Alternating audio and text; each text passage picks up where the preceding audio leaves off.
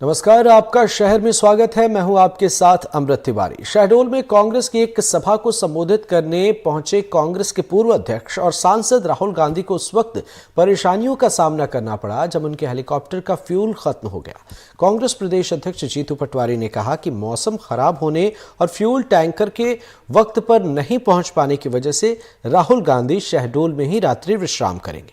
राहुल गांधी कड़ी सुरक्षा के बीच शहडोल के एक होटल में रुके हुए हैं। बताया जा रहा है कि हेलीकॉप्टर सुबह 6 बजे डुमना एयरपोर्ट के लिए उड़ान भरेगा।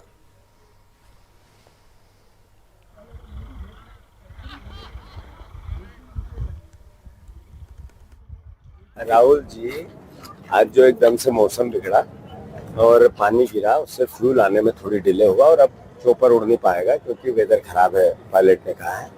तो सुबह 6 बजे राहुल जी यहाँ से जाएंगे क्योंकि सिक्योरिटी पॉइंट ऑफ व्यू से उनको यहाँ रुकना महत्वपूर्ण हो गया।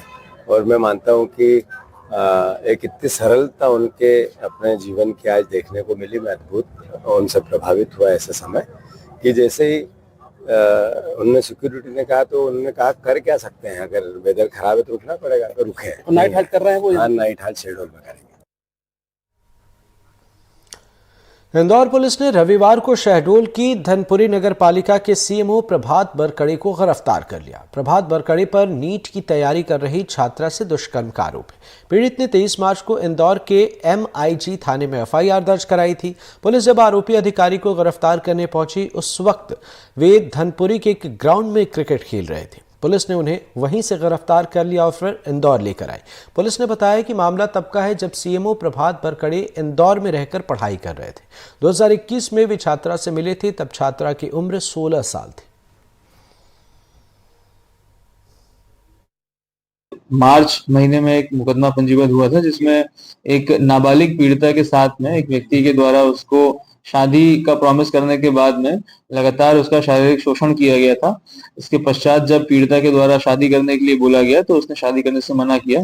इसकी सूचना मिलने पर थाना MIG में मामला पंजीबद्ध किया गया और आरोपी की तलाश जारी करी गई। आरोपी शहडोल में निवासरत पाया गया, जो वहां पर काम करता है, नगर निगम में कार्यरत है वो। उसकी कल दिनांक को हमने गिरफ्तारी करी है, आगे वैधानिक कार्रवाई की जा रही है। जबलपुर में एक प्लॉट के नामांतरण कराने के लिए रिश्वत मांगने के आरोप में 2 कर्मचारियों को पकड़ा गया है। दरअसल सच्चिदानंद गोस्वामी नाम के शख्स ने लोकायुक्त से शिकायत की थी कि उससे एक प्लॉट के नामांतरण के लिए ऋषि पांडे और अशोक रजक 25,000 रुपए की रिश्वत की मांग कर रहे हैं, जबकि 10,000 रुपए में सौदा तय हुआ है। फरियादी की शिकायत पर लोकायुक्त की टीम ने गोरखपुर तहसील कार्यालय में छापा मारकर दोनों आरोपियों को रिश्वत लेते हुए रंगे हाथों पकड़ लिया। अब लोकायुक्त की टीम आगे की कार्रवाई में जुटी है।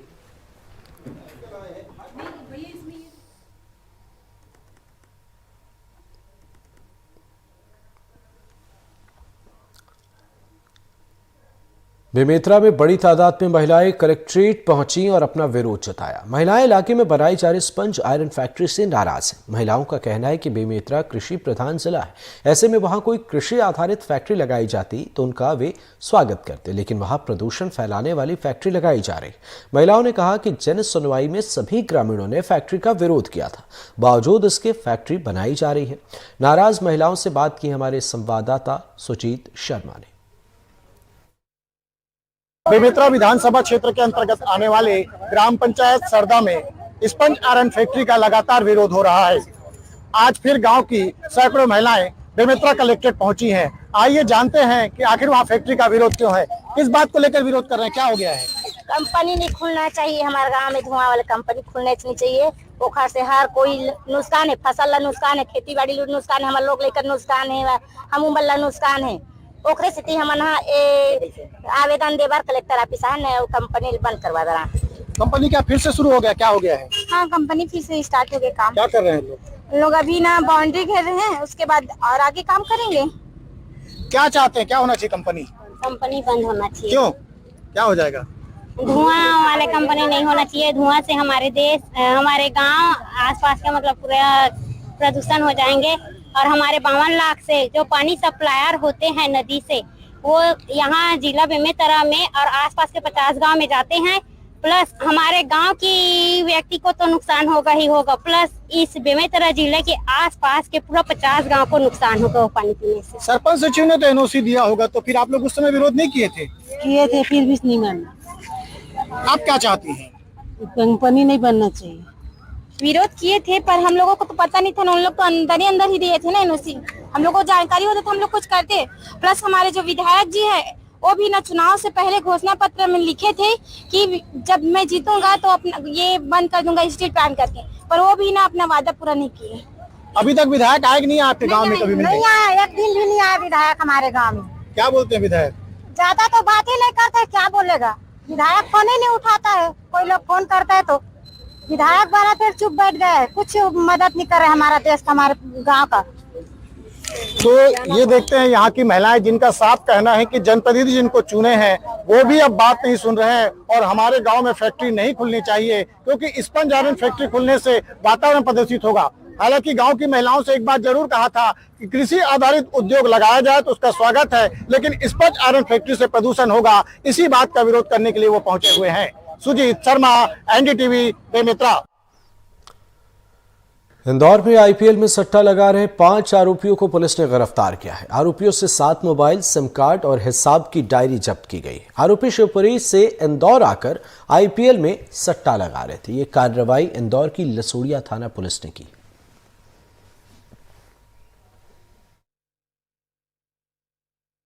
जी देखिए, आईपीएल का सीजन चालू होने से लगातार जितने भी सटोरिये हैं वो एक्टिव हैं और अलग अलग तरीकों से सट्टा लगा करके अवैध गतिविधियों को अंजाम दे रहे हैं। इसी तारतम्य में कल दिनांक को एक सूचना प्राप्त हुई थी कि महालक्ष्मी नगर में कुछ लोग हैं जो कि एक फ्लैट में बैठ करके ये आईपीएल का सट्टा लगा रहे हैं। इसकी सूचना की तस्दीक करने के लिए जब हमारी टीम वहां पहुंची तो वहां पर 5 लोग उपस्थित मिले जो कि कई मोबाइल और टीवी और कुछ दस्तावेजों के माध्यम से सट्टा लगा रहे थे, जिनके ऊपर जब्ती करके वैधानिक कार्रवाई की गई है। ये मामले को कल पंजीबद्ध किया गया है। इनके संबंधित सभी बैंक अकाउंट्स और बाकी अन्य खातों की जानकारी निकाली जा रही है। इसमें जांच के पश्चात ही कुछ नए तथ्य सामने आएंगे जिसके अनुसार वैधानिक कार्रवाई की जाएगी। बीजेपी प्रदेश अध्यक्ष विष्णुदत्त शर्मा ने बीजेपी कार्यालय में प्रेस कॉन्फ्रेंस के इस दौरान उन्होंने कहा कि मोदी ने कार्यकर्ताओं से आह्वान किया था कि हम हर बूथ पर पिछले चुनाव में आए हुए परिणामों से अधिक 370 नए मतदाताओं को पार्टी से जोड़े और ये मिशन प्रदेश में चला, जिसकी जिम्मेदारी नरोत्तम मिश्रा को मिली थी। यह अभियान सफल रहा। इस अभियान में करीब 2,82,242 नए लोग पार्टी के सदस्य बने। तो भारतीय जनता पार्टी एक विचार है और उस विचार में ये कोई यहाँ कोई परिवार नहीं चलाते। भाजपा ही अपने आप में परिवार है, तो जो आता है वो इस परिवार का अभिन्न सदस्य बनता है। सबको काम है, हर काम के लिए कार्यकर्ता है। भारतीय जनता पार्टी दुनिया का सबसे बड़ा दल है, इसलिए एक सबका साथ, सबका विकास, सबके विश्वास, सबके प्रयास से मिलकर के देश चल रहा है। तो हम सब मिलकर के भारतीय जनता पार्टी को ताकत देने का काम कर रहे हैं। हर बूथ पर भारतीय जनता पार्टी अब सशक्त हो रही है, सर्वस्पर्शी भारतीय जनता पार्टी बन गई है, सर्वव्यापी हो रही है सभी वर्गों में और सभी क्षेत्रों में। सीएम मोहन यादव ने ग्वालियर में चुनावी अभियान का आगाज किया। इस बीच विधानसभा चुनाव में बीएसपी प्रत्याशी रहे सुरेश बघेल ने बीजेपी की सदस्यता ली। सुरेश बघेल ने बीजेपी प्रत्याशी भारत सिंह कुशवाहा के खिलाफ चुनाव लड़ा था, लेकिन हार गए थे। वे ग्वालियर बीएसपी के जिलाध्यक्ष भी हैं। इस दौरान सीएम मोहन यादव ने उनका पार्टी में स्वागत किया और कहा कि ऐसे ही पीएम मोदी के हाथ को मजबूत करते रहिए तो हम तेजी से मध्य प्रदेश का विकास कर सकेंगे। इस दौरान मंच पर 10 फीट लंबी मूंछों का प्रदर्शन किया गया।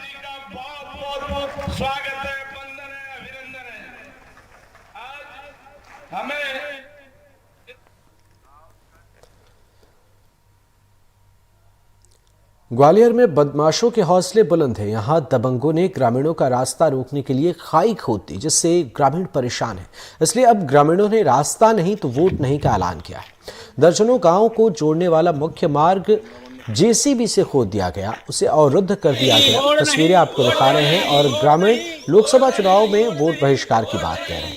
ग्रामीणों ने समस्या को प्रशासन से अवगत कराया और जनप्रतिनिधियों के सामने भी समस्या को लेकर गए, पर मामला जस का तस है। मुख्य मार्ग अवरुद्ध होने से ग्रामीणों को लगभग 9 किलोमीटर का अतिरिक्त सफर तय करके अपनी खेती, बाजार या स्कूल में पढ़ने बच्चों को भेजना पड़ता है।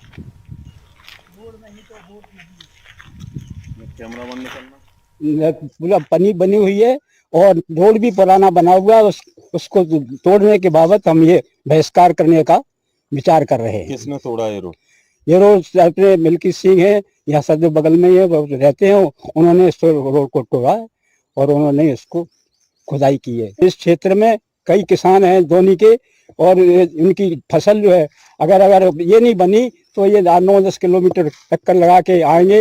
इससे किसान का बहुत खर्चा होगा और उसके पैसे भी ज्यादा खर्च होंगे, इसलिए फसल बड़ी दिक्कत होगी। हाँ, शिकायत करिए। हम कलेक्टर साहब के यहाँ गए और प्रतिनिधियों के पास भी गए, लेकिन कलेक्टर साहब यहाँ आदेश मिलके जब ये थोड़ा सा रोड बना हुआ है, वो भी गलत जगह पे बना हुआ है, वो हमें मंजूर नहीं है। भाई कारण तो ये सामने दिख रहा है कि हम 2-3 साल से परेशान हैं। ये पुल टूट जाता है, पहले तो हम खुद बना लेते थे, और इस साल जब नहर का पानी भी बंद हुआ, बरसात का बंद हुआ, तो बनाने के लिए इसको आदमी इकट्ठे हुए, चंदा भी किया हमने।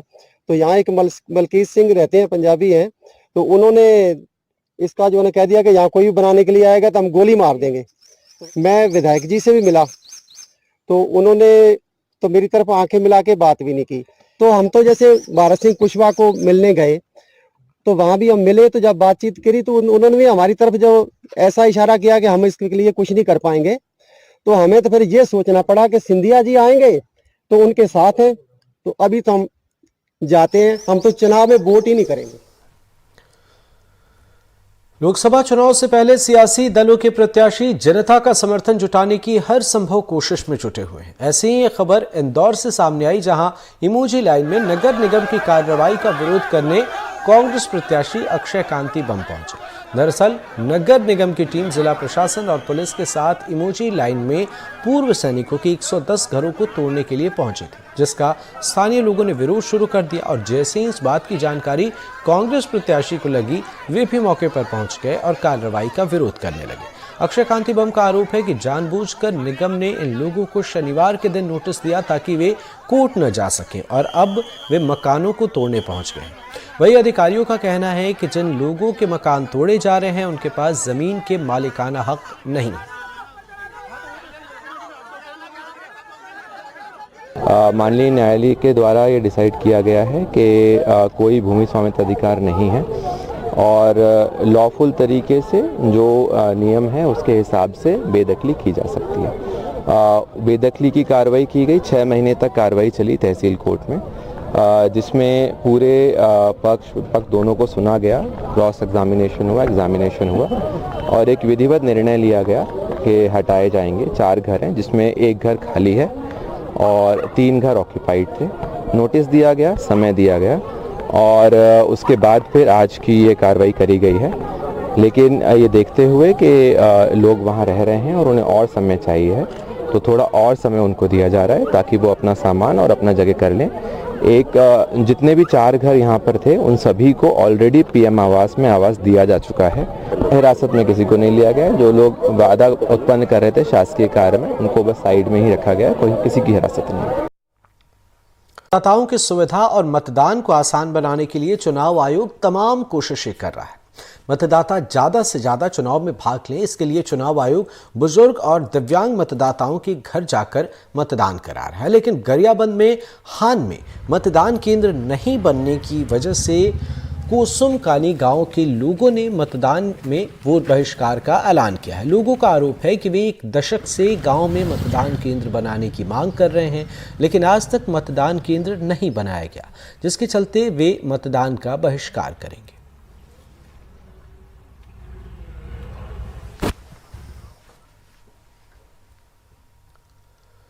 छत्तीसगढ़ के विष्णुदेव साय सरकार ने नक्सलियों के खिलाफ एक नई मुहिम छेड़ दी है। एक तरफ जहां लाल आतंक के अंदरूनी प्रभाव वाले इलाकों में सुरक्षा बल लगातार कार्रवाई कर रहे हैं, नए थाने और कैंप खोले जा रहे हैं। वहीं दूसरी तरफ अब छत्तीसगढ़ के डिप्टी सीएम और गृह मंत्री विजय शर्मा ने नक्सल संगठनों से वीडियो कॉल पर बातचीत की पेशकश की है। यानी एक तरफ लाल आतंक के खिलाफ सख्त कार्रवाई, तो वहीं बातचीत का रास्ता भी खुला है। इसके साथ ही बीजापुर और सुकमा पुलिस ने सोशल मीडिया पर एक क्लिप पोस्ट की है जिसमें पुनर्वास की नीतियों का जिक्र कर नक्सलियों से सरेंडर करने की अपील की जा रही है।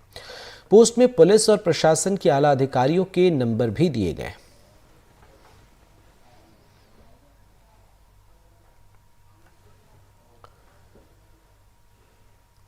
सुरक्षा बलों की लगातार कार्रवाई से बौखलाए नक्सलियों ने अब बंद का आह्वान किया है। नक्सलियों ने 15 अप्रैल को छत्तीसगढ़, तेलंगाना, ओडिशा और महाराष्ट्र में बंद का आह्वान किया है। इसके साथ ही नक्सलियों ने खुद ये बात कबूली है कि 1 जनवरी से सुरक्षा बलों के साथ हुई अलग अलग मुठभेड़ में अब तक 50 से ज्यादा माओवादियों की मौत हुई है।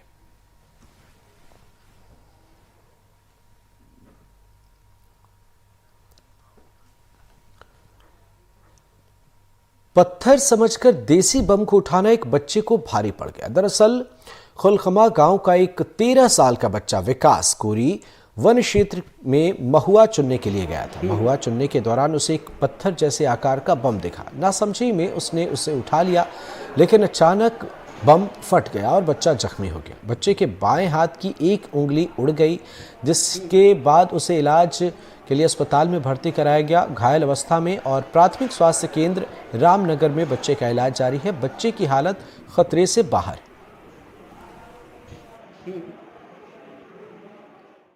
ये गया महुआ बीने, तो महुआ के पेड़ तरी एक गोला रखा रहा, तब पत्ता तरी महुआ इस लड़का भी नहीं हुआ, धक्का लागकर फूट गया, तो उनके 4 उठे अंगुरी उड़ गए। ये जानवर मारने के लिए रखा थे, पाधी लोग रखा थे, अब विशेष आदमी कोई नहीं रखता यह चीज को, न जानता। सूरजपुर के करंजी गांव के ग्रामीण अपनी परेशानियों को लेकर कलेक्ट्रेट पहुंचे। सैकड़ों की तादाद में पहुंचे किसानों ने रेलवे क्रॉसिंग में अंडरपास और रेंड नदी पर पुलिया बनाने की मांग को लेकर ज्ञापन सौंपा। किसानों का कहना है कि इससे उनके खेतों में उनके जाने की जो दूरी है उनके घर तक की वो कम हो जाएगी और धान समेत काफ़ी फसलों को लाने में बहुत सहूलियत हो जाएगी। हालांकि किसानों की ये मांग बहुत पुरानी है, जिसके बाद अब उन्होंने चेतावनी दी है कि अगर उनकी मांग पर एक्शन नहीं लिया जाता, उनकी मांग पूरी नहीं की जाती, तो वे लोकसभा चुनाव में वोट बहिष्कार करेंगे।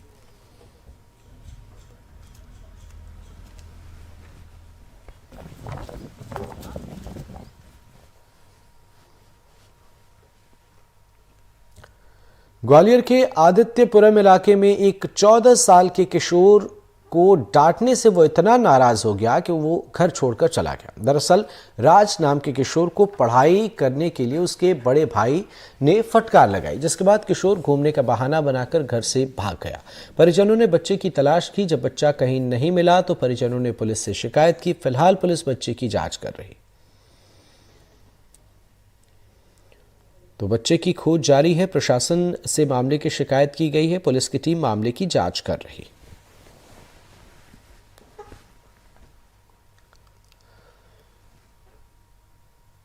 जशपुर के तकपरा वन परिक्षेत्र में हाथी ने बुजुर्ग पर हमला कर दिया। हाथी के हमले से बुजुर्ग की मौत हो गई। बुजुर्ग जंगल में लकड़ी लाने गए हुए थे। वन विभाग का कहना है कि लगातार लोगों को जंगल में न जाने के लिए समझाया जा रहा है। वन विभाग का कहना है कि अब तक 3 लोगों का जंगल से रेस्क्यू किया गया है।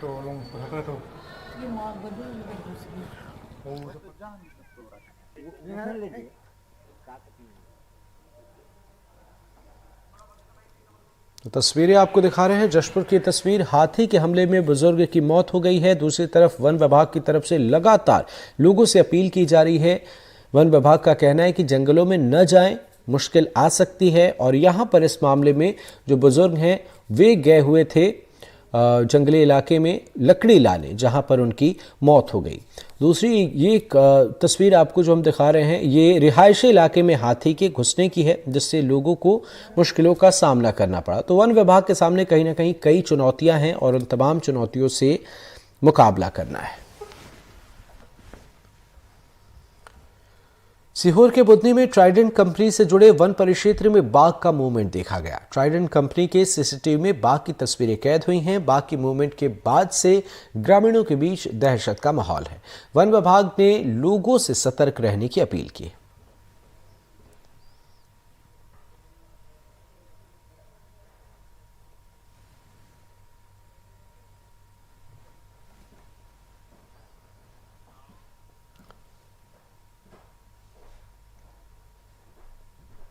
मध्य प्रदेश के सीहोर में मौसम ने करवट ली, जहां तेज हवा, आंधी और तूफान के बाद लगभग आधे घंटे तक झमाझम बारिश हुई। वहीं सिवनी में भी राहुल गांधी की रैली के बाद तेज बारिश के साथ ओले गिरे। मौसम के बारे में ज़्यादा जानकारी दे रहे हैं मौसम वैज्ञानिक ने जानकारी दी और उन्होंने बताया कि किस तरीके से कहां भी बारिश और ओले गिरने के आसार हैं। ऐसे में लोगों से भी सावधानी बरतने की अपील की जा रही है। एक छोटे से ब्रेक के लिए रुकेंगे, खबरें और भी हैं, जल्द लौटेंगे।